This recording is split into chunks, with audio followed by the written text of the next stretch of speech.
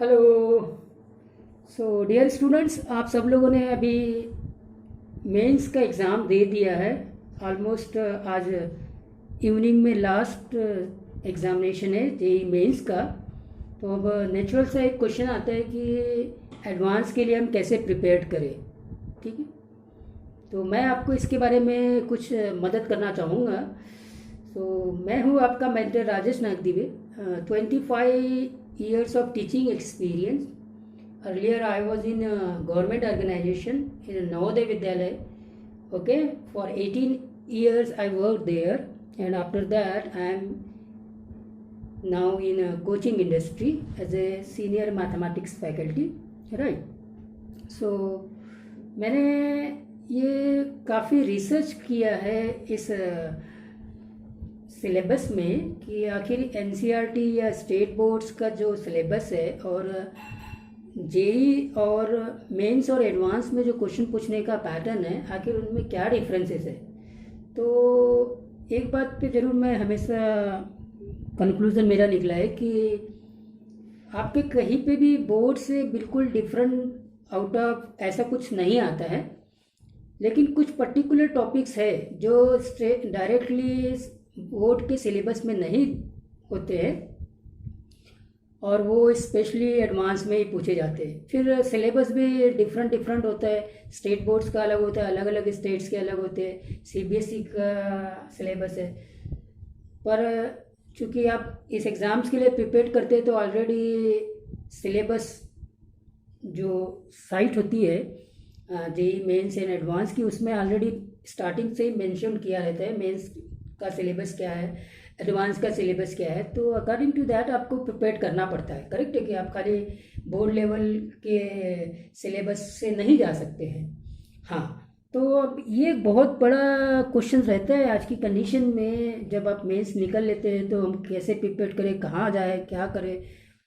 तो इसीलिए मैं ये वीडियो आपके लिए बना रहा हूँ जो शायद आपको हेल्प करेगा। ठीक है, तो जो मेजर टॉपिक्स है ना जिसके ऊपर ज़्यादा क्वेश्चंस आते हैं उनके ऊपर आपको फोकस करना है। वो कौन से टॉपिक्स है मैं डिस्कस करूँगा। तो पहले तो आप देख लीजिए कि कैलकुलस में क्या पूछा जाएगा। कैलकुलस में ज़्यादा क्वेश्चंस आते हैं। तो कैलकुलस में आप पूरा आता है डिफरेंशियल कैलकुलस भी, डिफरेंशियल कैलकुलस और इंटीग्रल कैलकुलस।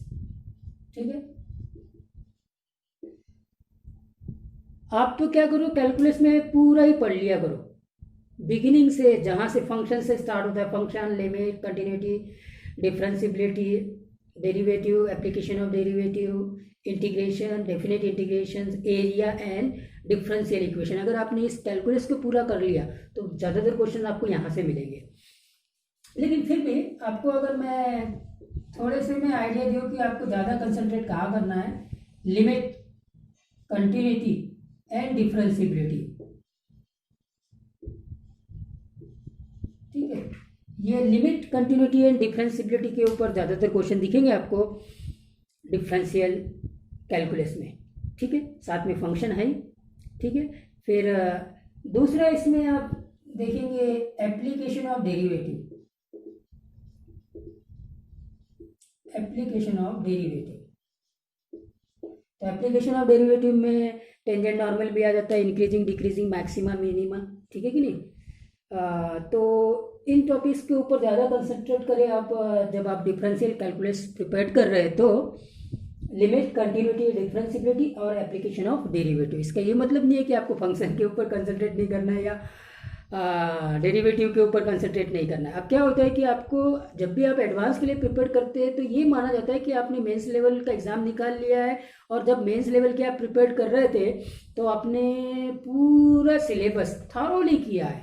तो जब तक कि आप ये थारोली नहीं किया, कोई छोड़ा नहीं, सारी चीज़ों को आपने पढ़ा है, बस अब कुछ थोड़ा सा इसमें ऐड करते चलेंगे और वो जो पिछले मेंस के प्रिपरेशन में जो हमने सिलेबस को देखा था वो हमारे जहन में होना चाहिए, हमारे ब्रेन में होना चाहिए। ठीक है कि नहीं।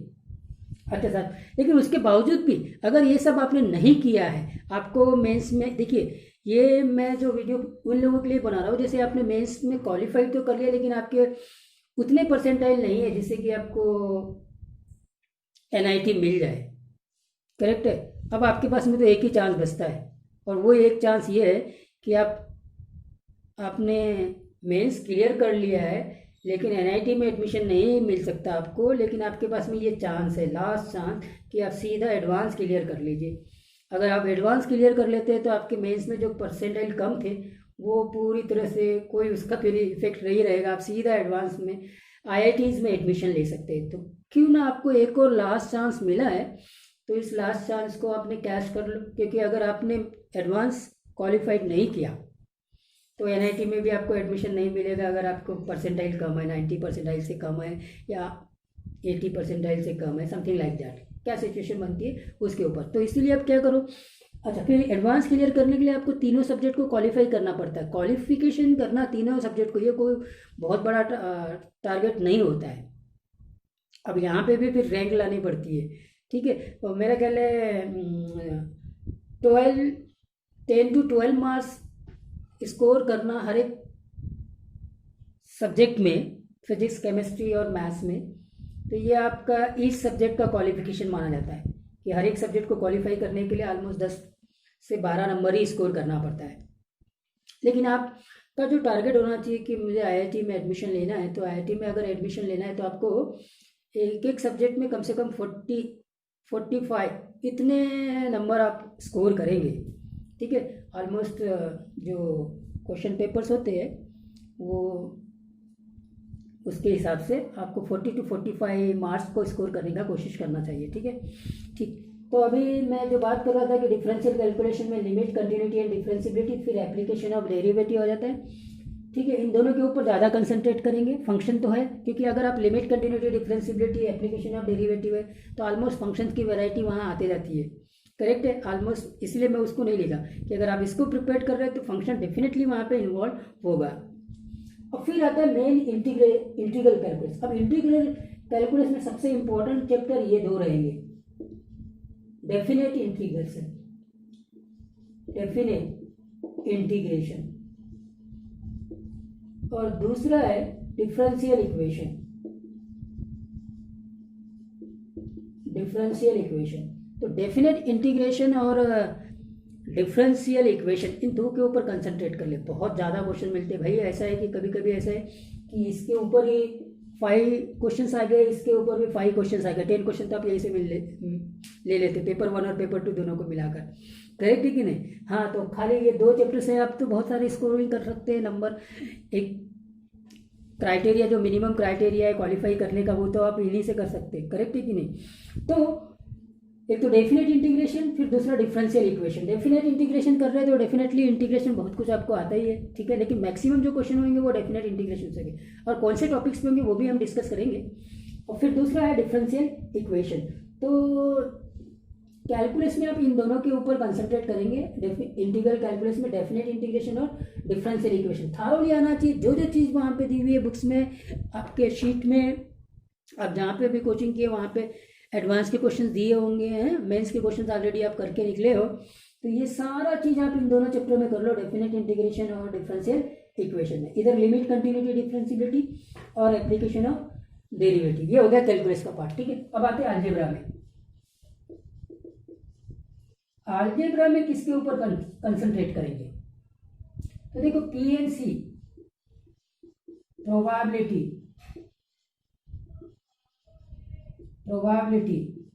PNC, probability, matrices and determinant. मैं इतने चैप्टर्स को आपको सजेस्ट करूंगा कि इनके ऊपर आप थारोली प्रिपेयर करिए। मैक्सिमम नंबर ऑफ क्वेश्चन जो आते हैं वो इन टॉपिक्स में आते हैं, permutation and combination, probability, matrices and determinant.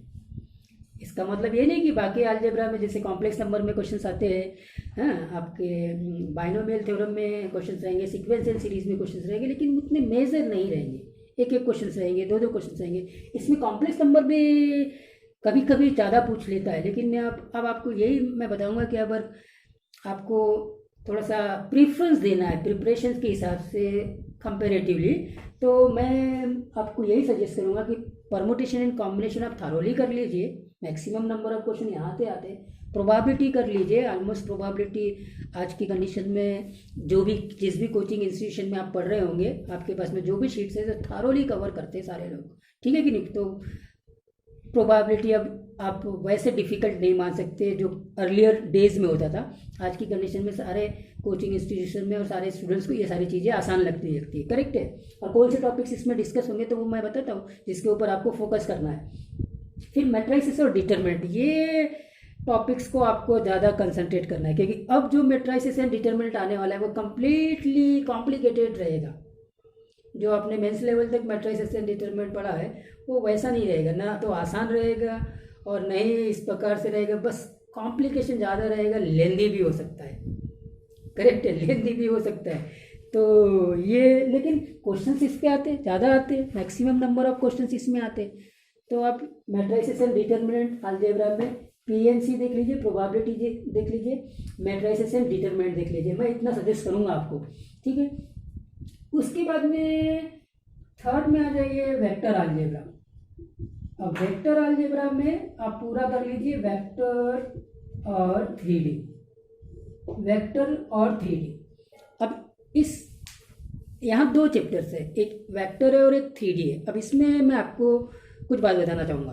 देखिए, वेक्टर्स को आप थोड़ा ज़्यादा डिटेल्स में करेंगे, ठीक है ना। वेक्टर्स में जो प्रोडक्ट्स होते हैं, जैसे डॉट प्रोडक्ट है, क्रॉस प्रोडक्ट है, स्केलर ट्रिपल प्रोडक्ट है और एक और है वेक्टर ट्रिपल प्रोडक्ट, ठीक है ना।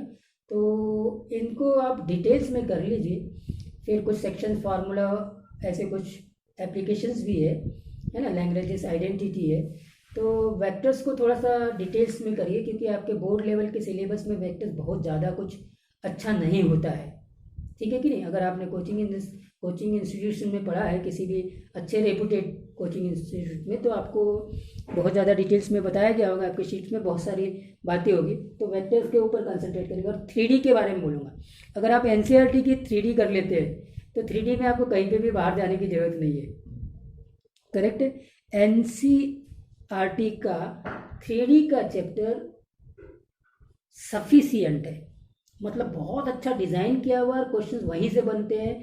तो 3D का आप NCERT का बुक पूरा पेपर कर लेते, मिसलेनियस एक्सरसाइज सकते, एक एक प्रॉब्लम को आप देख लेते हैं, तो आपका वो एडवांस लेवल के क्वेश्चन भी बन जाएंगे। याद रखना, बस थोड़ा सा अनसिमेट्रिकल और सिमेट्रिकल फॉर्म में, क्योंकि ज़्यादातर आप सिमेट्रिकल फॉर्म में पढ़े हैं। अब यहाँ पे हो सकता है किसी किसी सिचुएशन में अनसिमेट्रिकल फॉर्म हो।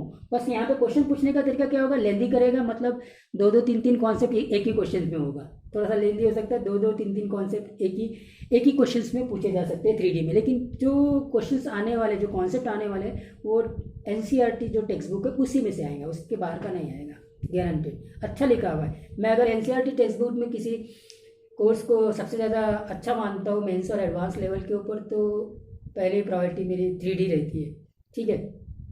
अच्छा साहब, तो ये हो गया वेक्टर अलजेब्रा, ओके। उसके बाद में कोऑर्डिनेट ज्योमेट्री में आप देखेंगे तो कोऑर्डिनेट ज्योमेट्री में स्ट्रेट लाइन है, सर्कल है, पूरा कोनिक सेक्शन है।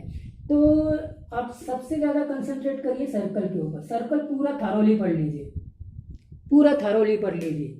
एक तो सर्कल का बिगिनिंग पोर्शन और सर्कल का लास्ट वाला पोर्शन, जो आपने मेंस लेवल पे लास्ट वाला पोर्शन को ज़्यादा कंसंट्रेट नहीं किया होगा। इवन बिगिनिंग में भी आपने मेंस लेवल पे ज़्यादा कंसंट्रेट नहीं किया होगा। तो ये सर्कल को पूरा कंसंट्रेट करना, इसके ऊपर क्वेश्चन आते हैं और ज़्यादा आते हैं। फिर कोनिक सेक्शन तो आपने मेंस लेवल के लिए जो प्रिपेयर किया था उतना सफिशियंट है, बहुत ज़्यादा एक्स्ट्रा अभी कुछ करने की ज़रूरत नहीं है। लेकिन कोनिक सेक्शन के क्वेश्चंस में अगर आप कर सकते हैं तो आप कर लीजिए, नहीं तो यहाँ पे आप कोनिक सेक्शन को जितना आपने मेंस लेवल के लिए प्रिपेयर किया, देखो पहले तो मैंने स्टार्टिंग में बोल दिया कि थारोली आपको प्रिपेयर करके रखना पड़ेगा। अगर आपने मेंस लेवल प्रिपेयर किया तो ऑलरेडी बहुत कुछ जानते ही है, तो उन्हीं को रिवाइज करना है।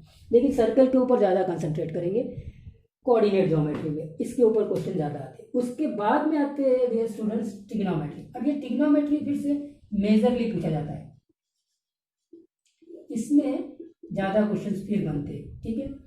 कैलकुलस, अलजेब्रा और ट्रिग्नोमेट्री। फिर ये vector algebra, vector plus 3D हो ही है, ठीक है साहब। तो ट्रिग्नोमेट्री में कितने, तो देखो एक तो ट्रिग्नोमेट्री होता ही है, ठीक है। ट्रिग्नोमेट्री के बाद में ट्रिग्नोमेट्रिक इक्वेशन होता है, फिर लॉगरिथम होता है, ठीक है, और फिर एसओटी होता है। तो अब ये क्या है, ये पूरा मिलाकर ट्रिग्नोमेट्री, आप इनवर्स ट्रिग्नोमेट्री को भी यहाँ ले सकते हैं, कैलकुलस में ले सकते हैं, है ना, कहीं पे भी ले सकते हैं उन दोनों को। तो आप ट्रिग्नोमेट्रिक इक्वेशन, लॉगरिथमिक और एसओटी में, लॉगरिथमिक और एसओटी में से एक एक क्वेश्चन आता है और ये बड़ा इजी रहता है। वन क्वेश्चन ऑन लॉगरिथमिक और एसओटी में भी एक क्वेश्चन आता है और ये दोनों क्वेश्चन आसानी से बना सकते हैं। ट्रिग्नोमेट्रिक इक्वेशंस के ऊपर पिछले साल तो नहीं देखा था, लेकिन पहले हमेशा आता था ट्रिग्नोमेट्रिक इक्वेशन के ऊपर क्वेश्चंस, करेक्ट है कि नहीं, और फिर ट्रिग्नोमेट्री के ऊपर क्वेश्चंस आते हैं, ठीक है। तो आप इसके ऊपर भी कंसंट्रेट कर सकते हैं, ये भी अच्छा टॉपिक्स होता है, ऑलमोस्ट स्टूडेंट्स इसमें कवर कर सकते हैं, ठीक है। तो ये था बेटा, कैलकुलस के ऊपर ज़्यादा कंसंट्रेट करना है। उसके बाद में ये अलजेब्रा में ये 3 चैप्टर्स मैंने बताया, वेक्टर्स और 3D के ऊपर कंसंट्रेट करिए, सर्कल के ऊपर कंसंट्रेट करिए, फिर ट्रिग्नोमेट्री में ये है एसओटी, लॉगरिथम, इसके ऊपर कंसंट्रेट करेंगे, ट्रिग्नोमेट्रिक इक्वेशन, ठीक है कि नहीं। मेंस लेवल तक के और बोर्ड लेवल तक के ट्रिग्नोमेट्रिक इक्वेशन बहुत ज़्यादा लोग कंसंट्रेट नहीं करते, बहुत कॉम्प्लिकेटेड मानते हैं या बोरियत उनको फील होती है ट्रिग्नोमेट्रिक इक्वेशन, जैसा हमने देखा है, करेक्ट है ना। लेकिन अब क्वेश्चन यहाँ से एसओटी से भी आएगा और लॉगरिथम से भी आएगा। अगर आप एनसीईआरटी सीबीएसई वाले स्टूडेंट्स हैं तो एसओटी नहीं देखा होगा, ठीक है कि नहीं, लॉगरिथम भी आपके पास में नहीं होता है। तो एसओटी और लॉगरिथमिक के ऊपर क्वेश्चंस आते हैं, आप कर लेना। अगर आप सीबीएसई के स्टूडेंट्स हैं, ये आसान चैप्टर से आसानी से आप कर सकते हैं इसको, ठीक है। ओके फाइन, तो ये हो गया स्टूडेंट्स सिलेबस का, जिसके ऊपर आपको कंसंट्रेट करना है, ठीक है। अब मैं इन चैप्टर में कौन से टॉपिक्स है उसके ऊपर कंसंट्रेट करना, उसके बारे में बताता हूँ। जैसे मैंने बात किया था डेफिनेट इंटीग्रेशन, ठीक है, डेफिनेट इंटीग्रेशन, तो पूरा डेफिनेट इंटीग्रेशन आपको मालूम होना चाहिए। फिर कंसंट्रेट आप किसके ऊपर करेंगे, जैसे definite integration of special function, तो ये पूरा स्पेशल फंक्शंस आपको जितना डिटेल्स में आप कर सकते कर लीजिए, जितने वैरायटीज के क्वेश्चन है आप कर लीजिए स्पेशल फंक्शंस में। डेफिनेट इंटीग्रेशन ऑफ नाइदर और, डेफिनेट इंटीग्रेशन ऑफ नाइदर और नॉर इवन फंक्शन। अब क्या होता था ना कि मेंस लेवल तक है तो आप ऑड फंक्शन और इवन फंक्शन के ऊपर ज़्यादा कंसंट्रेट किए, या इवन नाइदर और नॉर इवन फंक्शंस के ऊपर भी आपने डिस्कस किया होगा, लेकिन आप अब इसके ऊपर डेफिनेट इंटीग्रेशंस के क्वेश्चंस कर लीजिए, ठीक है। फिर definite integral as a limit sum, definite integral as a limit sum, इसके ऊपर क्वेश्चन बनेगा। और फिर एस्टिमेशंस के ऊपर क्वेश्चन। तो इन टॉपिक्स के ऊपर आपको डेफिनेट इंटीग्रेशन को प्रिपेयर करना है। पहली बात तो स्पेशल फंक्शन जितने भी है, ठीक है कि नहीं, modulus function, greatest integer function, least integer functions, ठीक है, signum functions, logarithmic function, exponential function, ये सब इसके ऊपर आपको डेफिनेट इंटीग्रेशन के जितने वेराइटीज़ के प्रॉब्लम्स है सबको डिस्कस कर लेना है। Definite integral of neither odd nor even function, odd function और इवन फंक्शंस का डेफिनेट इंटीग्रेशन आप जानते ही है। अब आप neither odd nor even functions के डेफिनेट इंटीग्रेशंस को करिएगा। उसके बाद में लिमिट एज ए सम आपने पहले भी पढ़ा है, लेकिन अब थोड़ा सा कॉम्प्लिकेटेड क्वेश्चंस को आप सॉल्व करना स्टार्ट कर दीजिए। लिमिट एज ए सम के ऊपर डेफिनेटली क्वेश्चंस आता है। और फिर एस्टिमेशन आपने मेंस लेवल पे शायद बहुत ज़्यादा क्वेश्चंस किए नहीं होंगे, यहाँ पे जितने वेराइटीज़ के क्वेश्चंस हैं आप एस्टिमेशन में कर लीजिएगा। एस्टिमेशन मतलब कई ऐसे फंक्शन है जिसका हम डेफिनेट इंटीग्रेशन नहीं निकाल सकते, लेकिन अगर आपको उसको निकालना ही बोला है तो आप उनकी वैल्यूज़ को एस्टिमेट कर सकते हैं, वो एस्टिमेशन टॉपिक्स होते हैं, करेक्ट है कि नहीं। फाइन, डेफिनेट इंटीग्रेशन के बाद में आते हैं डिफरेंशियल इक्वेशन। अब डिफरेंशियल इक्वेशन में आप पूरा ही देख लीजिए, वेरिएबल सेपरेबल मेथड, ठीक है। फिर linear differential equation, homogeneous differential equation, और थोड़ा एक और इस बार बढ़ा देता हूँ मैं, बर्नौलीज डिफरेंशियल इक्वेशन, ठीक है। तो इन डिफरेंशियल इक्वेशंस ऑलरेडी आपने सिलेबस में देखा है, मेंस लेवल तक के आपने इनको किया है, और ज़्यादा क्वेश्चंस करिए। बस अब ये है कि यहाँ इनमें जो क्वेश्चंस आएंगे वो लास्ट में कोई ना कोई छोटे छोटे पॉइंट्स के ऊपर आपको फंसाने की कोशिश करेगा, तो वो देखना है। करेक्ट है कि नहीं? तो ये पूरा डिफरेंशियल इक्वेशन आप चेकआउट कर लीजिए, जितना आप डिफरेंशियल इक्वेशन पे कंसंट्रेट कर सकते हैं कर लीजिए। ठीक है, ठीक है। तो ये मैंने आपको इसके बारे में बता दिया है। अब डिफरेंशियल इक्वेशन में जैसे मैंने बोला था कि लिमिट, कंटिन्यूटी और डिफरेंशिबिलिटी, ये जितने भी क्वेश्चन है आप कर लीजिए। ठीक है, एप्लीकेशन ऑफ डेरिवेटिव में इंक्रीजिंग, डिक्रीजिंग, मैक्सिमा और मिनिमा, इनके ऊपर जितने भी क्वेश्चन है ऑलरेडी ये टॉपिक भी है, इनके ऊपर अलग से टॉपिक्स बताने की ज़रूरत नहीं है। और ठीक है, इनके ऊपर आप प्रिपेयर कर लेंगे। तो ये मेरा ये सजेशन है कि आप कैलकुलस में जितना जितना डिटेल्स में प्रिपरेशन करेंगे उतना आपको बेनिफिट होगा। चलिए अब आते हैं परमुटेशन एंड कॉम्बिनेशन। पूरा परमुटेशन एंड कॉम्बिनेशन पढ़ लीजिए, क्वेश्चन कैसे भी आ सकता है, लेकिन आप फोकस इनके ऊपर जरूर करेंगे। Divide and distribution, divide and distribution आपका इसके ऊपर बहुत ज़्यादा क्वेश्चन हर साल आ रहा है। डी अरेंजमेंट, एक क्वेश्चन आ रहा है डी अरेंजमेंट के ऊपर। आपने अभी तक के अरेंजमेंट के ऊपर क्वेश्चन देखे थे मेंस लेवल पे, अब यहाँ पे डी अरेंजमेंट आएगा। आप देख लीजिएगा डी अरेंजमेंट क्या होता है। तो divide and distribution, D arrangement, सारे डिविजिबिलिटी टेस्ट आपको मालूम होना चाहिए, सारे डिविजिबिलिटी टेस्ट। अब डिविजिबिलिटी टेस्ट में आपने 2 के ऊपर 2 सब जानते हैं, 3 जानते हैं, 5 जानते हैं, ठीक है, 9 का जानते हैं। लेकिन फिर इसके बाद में अगर दूसरी डिविजिबिलिटी टेस्ट की बात करूँ तो वो जनरली अभी तक के यूज़ होते नहीं है। तो आपको अब क्या करना है, इनके अतिरिक्त जो डिविजिबिलिटी टेस्ट है 4 का हो गया, 6 का हो गया, 7 का हो गया, 8 का हो गया, 11 का हो गया, 13 का हो गया, इनके ऊपर भी कंसंट्रेट कर लीजिए। करेक्ट है कि नहीं? वो कुछ भी पूछ सकता है। तो डिविजिबिलिटी टेस्ट ये हो गया। डिवाइजर, नंबर ऑफ डिवाइजर के ऊपर क्वेश्चन बन सकते हैं, डिवाइजर, ठीक है कि नहीं? तो ये divisibility test, divisor, derangement, divide and distribution and of course जो भी पीएनसी मेंस लेवल पे आपने पढ़ा है उन सब के ऊपर ज़्यादा फोकस करिए। मैक्सिमम नंबर ऑफ क्वेश्चन बन जाते हैं परमुटेशन एंड कॉम्बिनेशन से। ठीक है, इसके बाद में आते हैं प्रोबेबिलिटी। तो प्रोबेबिलिटी जैसे मैंने बोला था कि इसमें जो टॉपिक्स होंगे, uses, set theory and probability. Set theory है ना, सेट थ्योरी के ऊपर जो सेट थ्योरी का यूज करके जो प्रोबेबिलिटी के क्वेश्चंस होते हैं उसके ऊपर कंसंट्रेट करिए। पीएनसी एंड प्रोबेबिलिटी, हाँ अब ये टॉपिक भी बड़ा इंटरेस्टिंग है, पीएनसी एंड प्रोबेबिलिटी। अब आपको एक बता दो, जितने भी परमुटेशन एंड कॉम्बिनेशंस के प्रॉब्लम्स करते हैं ना, वो सारे के सारे प्रॉब्लम्स प्रोबेबिलिटी में कन्वर्ट हो जाते हैं। बस एक क्लासिकल डेफिनेशन ऑफ प्रोबेबिलिटी लगा दीजिए। क्लासिकल डेफिनेशन ऑफ प्रोबेबिलिटी क्या है कि number of favourable cases divided by total number of cases. तो टोटल नंबर ऑफ केसेस और नंबर ऑफ फेवरेबल केसेस, ये दोनों के दोनों आप पीएनसी में निकाल सकते हैं। कहीं भी प्रॉब्लम्स है उसको आप जितना पीएनसी पढ़ा है आप ये मान लीजिए कि वो सारे के सारे प्रोबेबिलिटी में प्रॉब्लम्स कन्वर्ट हो गए। करेक्ट है? ठीक है सर। तो PNC and probability, of course bias theorem, bias theorem and total probability, total probability, और फिर बाइनोमियल डिस्ट्रीब्यूशन, बाइनोमियल डिस्ट्रीब्यूशन। और फिर बहुत सारा चीज़ आपको एक और बताऊं कि सिर्फ और सिर्फ क्लासिकल डेफिनेशंस के ऊपर क्वेश्चंस आते हैं। क्लासिकल डेफिनेशन अभी मैंने जो बताया, number of favourable cases divided by total number of favourable cases, लेकिन वहाँ बिल्कुल अनएक्सपेक्टेड टाइप सा क्वेश्चंस आएगा, एकदम जनरल सा क्वेश्चंस आएगा जो आप कहीं पे भी नहीं देखेंगे ऐसा। तो ये है। दूसरी चीज़ों को जैसे मैंने बोला कि पीएनसी के सारे प्रॉब्लम्स प्रोबेबिलिटी में कन्वर्ट हो जाते हैं। करेक्ट है? ठीक है, फाइन,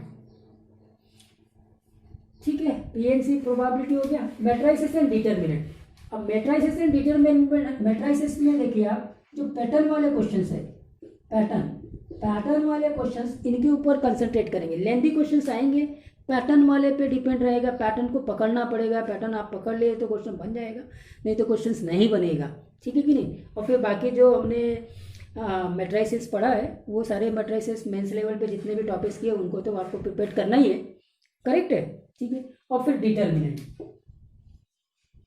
डिटर्मिनेंट में भी वही सारी चीज़ें जो आपने मेंस लेवल पे डिस्कस किया है, जो आपने स्टडी किया है। प्रोडक्ट ऑफ डिटर्मिनेंट भी आप मेंस लेवल पे पढ़ लेते, कोई इश्यू नहीं है।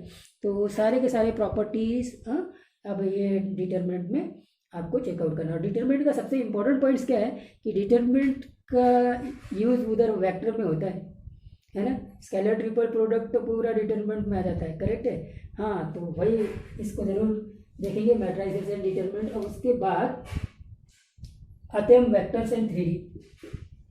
वेक्टर और 3D के बारे में मैंने बता चुका है।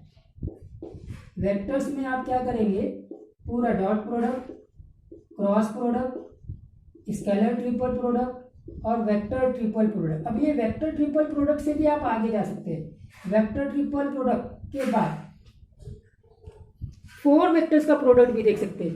4 वेक्टर प्रोडक्ट्स, 4 वेक्टर्स प्रोडक्ट, ठीक है। तो ऐसे आप चले जाइए, dot product, cross product, scalar triple product, vector triple product और 4 वेक्टर्स प्रोडक्ट्स, ठीक है। क्वेश्चंस कहीं से भी आ सकता है, समटाइम्स इधर डॉट और क्रॉस से ही आ जाता है।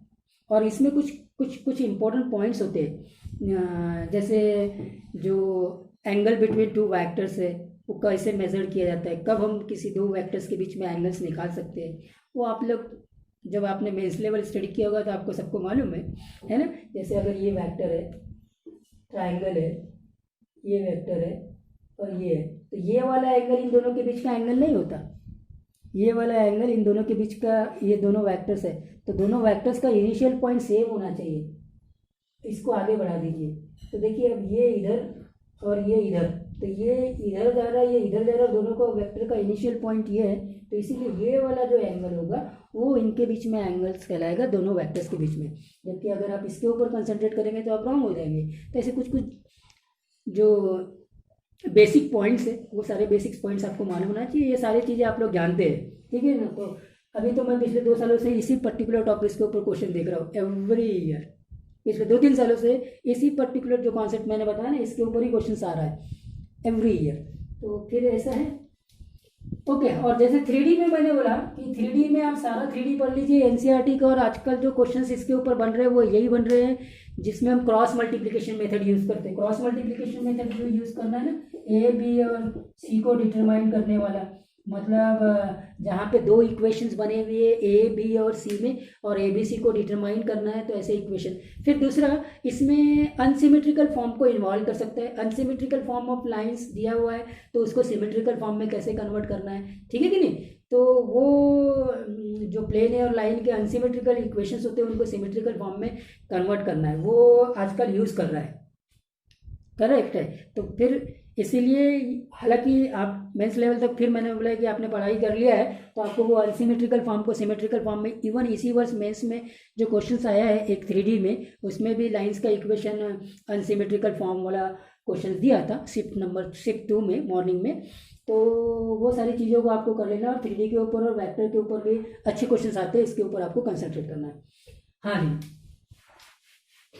अब ट्रिग्नोमेट्री में जैसे मैंने बोला, लॉग पूरा देख लीजिए, लॉग के बाद में एसओटी पूरा देख लीजिए। दोनों इजीएस्ट टॉपिक है, कोई प्रॉब्लम नहीं जाती, इनके ऊपर क्वेश्चंस आसानी से आप बना सकते हैं, कोई प्रॉब्लम नहीं है। एक दिन भी आप कंसंट्रेट कर लेंगे ना आज की कंडीशन में थारोली लॉग और एसओटी को, तो आपको एक क्वेश्चन दोनों के मिल जाएंगे, और 2 क्वेश्चन आप आसानी से बना लेंगे, श्योरली बना लेंगे। वैसे तो मैं हमेशा प्रेफर करता हूँ कि ट्रिग्नोमेट्री आप पूरा ही पढ़ लीजिए, ट्रिग्नोमेट्रिक इक्वेशन, एसओटी, लॉगरिथम है, और इनवर्स ट्रिग्नोमेट्री आप कोर्स कैलकुलस में भी ले सकते हैं, यहाँ पे भी ले सकते हैं, कहीं पे भी ले सकते हैं, कोई इशू नहीं है, ठीक है।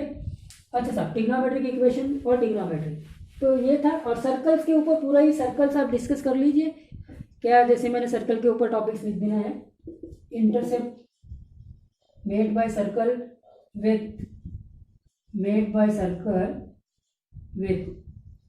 X axis and y-axis, circle touching x-axis, y-axis and both like that, ठीक है।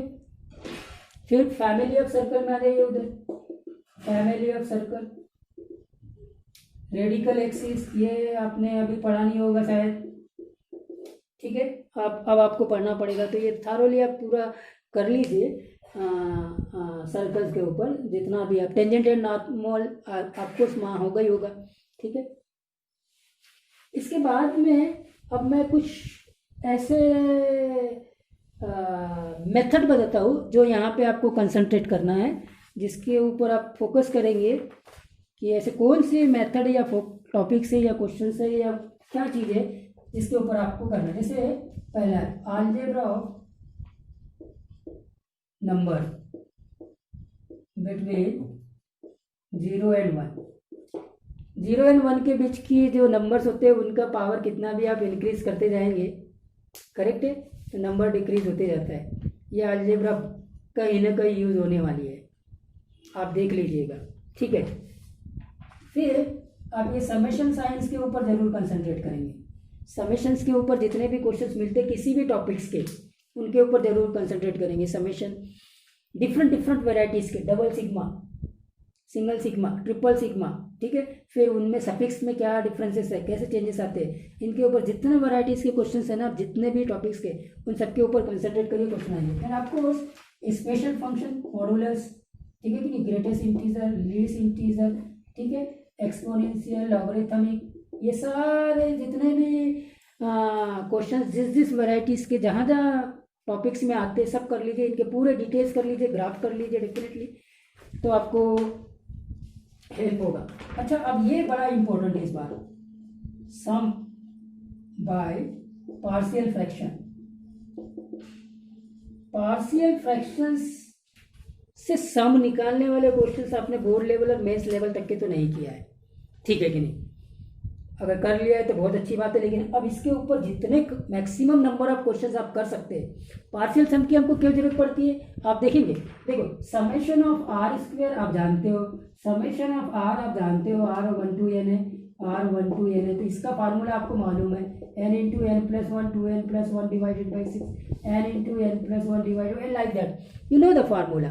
लेकिन अगर यही वाला क्वेश्चन ऐसा बन जाए, summation of 1 upon r into r plus 1, तो अब आपको मुश्किल हो जाएगी, अब आप इसका समेशन नहीं निकाल सकते। तो जो स्टैंडर्ड रिजल्ट है ना वो यहाँ यूज़ नहीं होंगे, तो इनका सम निकालना है तो आपको पार्शियल सम से निकालना पड़ेगा। तो अब ये पार्शियल सम्स के ऊपर जितने डिफरेंट वेराइटीज़ के क्वेश्चंस हैं आप कर लीजिए, किसी भी टॉपिक के आ सकते हैं, ट्रिग्नोमेट्री में आ सकते हैं, कॉम्प्लेक्स नंबर में आ सकते हैं, जहाँ बोले आप इनवर्स ट्रिग्नोमेट्री, जहाँ बोले उधर ये क्वेश्चन आते हैं विथ समेशन साइंस, करेक्ट है कि नहीं। तो ये इसके ऊपर कंसंट्रेट जरूर करेंगे, ठीक है। अच्छा साहब, जैसा अभी मैंने बोला डी अरेंजमेंट आपको बता चुका हूँ, डी अरेंजमेंट के ऊपर जरूर करना है, ठीक है। डिविजिबिलिटी टेस्ट आपको मालूम होनी चाहिए सबकी। फिर इनके ऊपर जरूर करें, जो भी क्वेश्चंस आते हैं इस वर्ड से, एटलीस्ट एंड एटमोस्ट, एटलीस्ट और एटमोस्ट के जितने भी क्वेश्चंस आपने जहाँ जहाँ देखे उन सबके ऊपर कंसंट्रेट कर लीजिए। ये वर्ड्स बहुत इंपॉर्टेंट है। क्यूब रूट ऑफ यूनिटी, ये कॉन्सेप्ट आपको मालूम होना चाहिए, ठीक है। डिमोर्स थ्योरम, तो कॉम्प्लेक्स नंबर में डिमोर्स थ्योरम के ऊपर क्वेश्चंस आ रहे हैं, ठीक है। क्यूब रूट ऑफ यूनिटी के सारे अलजेब्रा आपको मालूम होना चाहिए, डिटर्मिनेंट में कहीं पे भी यूज होते हैं या किसी भी दूसरे जगह के कॉन्सेप्ट में यूज होते हैं। और दूसरा आपको और कंसंट्रेट करना है पैटर्न्स के ऊपर, जैसे मैंने बोला अब ये पैटर्न्स के ऊपर क्वेश्चंस मिलेंगे यहाँ पे मैक्सिमम। अभी तक के पैटर्न्स के ऊपर क्वेश्चंस मेंस लेवल तक ज़्यादा नहीं मिलते थे, लेकिन यहाँ पे मिलेंगे और वो अटका देता है, ठीक है। और फिर try and error method, try and error method, ये ट्राई एंड एरर मेथड यहाँ क्वेश्चंस को सॉल्व करने में हेल्प करेगा, करेक्ट है कि नहीं। एक ही इक्वेशन है और 3 वेरिएबल्स है, कैसे निकालेंगे। तो ट्राई एंड एरर मेथड ये बड़ा इंपॉर्टेंट रोल प्ले करता है। And definitely graphs and graphical method, तो ग्राफ ट्रांसफॉर्मेशन सारे फंक्शंस के बेसिक से लेके जितने भी एडवांस फंक्शन तक है सबके ग्राफ आपको मालूम होना चाहिए। ग्राफ का ट्रांसफॉर्मेशन कैसे करते वो आपको मालूम होना चाहिए, और ग्राफिकली मेथड से हम किसी भी पर्टिकुलर क्वेश्चन को कैसे सॉल्व करते हैं ये सारी चीज़ों को आपको देखना है, ठीक है। प्रोडक्ट ऑफ डिटर्मिनेंट और बाइनोमियल कोएफिशिएंट, बाइनोमियल कोएफिशिएंट्स के ऊपर जितने भी रिजल्ट्स है वो सारे रिजल्ट्स आपके बाय हार्ट होना चाहिए, ठीक है। तो स्टूडेंट्स फिर इनइक्वालिटी, वेवी कर्व मेथड और ये सब जो मेंस लेवल तक के जितना आपने पढ़ा है वो सारे नॉलेज आपके पास होना चाहिए। लेकिन आपको कहाँ फोकस करना है, किस चैप्टर्स के ऊपर फोकस करना है, कौन से टॉपिक्स के ऊपर फोकस करना है, कौन सी मेथड ज़्यादातर यूज होती है, कौन से पर्टिकुलर मैंने एरियाज बता दिए कहाँ से क्वेश्चंस आते हैं, तो आप इसके ऊपर प्रिपेयर कर लीजिए। अगर आपको डेली इस पर्टिकुलर एडवांस के ऊपर कुछ पर्टिकुलर क्वेश्चंस के ऊपर वीडियोस चाहिए। हाँ, और एक और चीज़, प्रीवियस ईयर के क्वेश्चंस पेपर ज़रूर सॉल्व कर लीजिए। अगर आप पिछले 5 साल के भी क्वेश्चन पेपर्स को आप सॉल्व कर लेते तो आपको बहुत हेल्प हो जाएगी, बहुत आइडियाज हो जाएगी। और फिर कोई भी गेसिंग वेसिंग कहीं काम नहीं करती। अगर आपको एडवांस निकालना है तो आपको सारा चीज़ थारोली प्रिपेयर करना पड़ेगा, वो चाहे आ रहा है चाहे नहीं आ रहा है। एनसीईआरटी का पूरा सिलेबस आपको मालूम होना चाहिए, आपके कोचिंग का जितना भी कंटेंट है वो सब आपको मालूम होना चाहिए, बेसिक्स आपके बहुत स्ट्रांग होना चाहिए, है ना। तो मेहनत करिए और विश्वास रखिए भगवान के ऊपर, आप सब लोगों का अच्छा होगा। और अगर आपको एडवांस के ऊपर ऐसे कुछ क्वेश्चन चाहिए प्रीवियस ईयर के, या कुछ ऐसे टॉपिक्स जिसके ऊपर मैंने अभी बताया है कि इनको डिस्कस कर लेना चाहिए, तो आप कमेंट बॉक्स में लिख सकते हैं। मैं डेली 1-2 वीडियोज़ उसके ऊपर बना के पोस्ट कर सकता हूँ। Thank you.